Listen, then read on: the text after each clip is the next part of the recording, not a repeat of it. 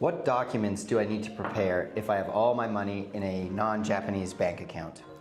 Yeah, so with our purchasing process, others might be different. You're gonna need your probably driver's license or identification, a passport. You will need to have those IDs route to an address where you actually live. At some point when you do make an offer, we will get power of attorney, so there's some paperwork there. You're also gonna need an affidavit, which is basically telling the Japanese government where you live.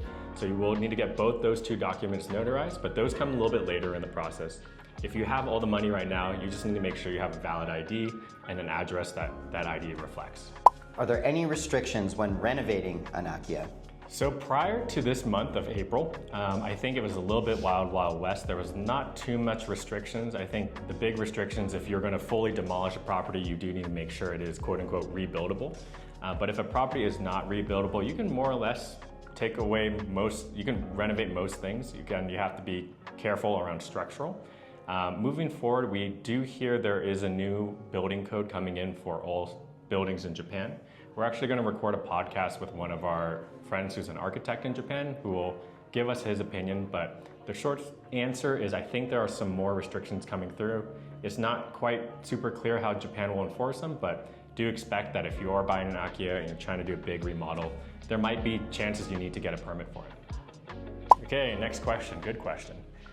What are our Akimar 2025 top 3 resolutions, Joey? I think first one off the top of my head is we have 5 properties in Japan right now.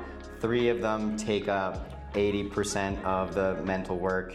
I think one of our top resolutions is learn the selling process. So we're at least trying to sell 1, hopefully sell 2 of these homes.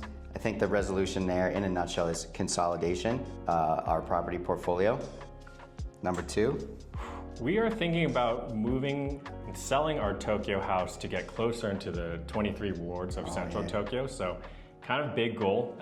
We're figuring out how to do it. We don't have the capital, honestly, to do it yet. So that is one of our resolutions. Like, how do we get a house closer to central Tokyo? Number 3, I think, is we're interested in the seller side a little bit more. 1, we're trying to sell our own properties.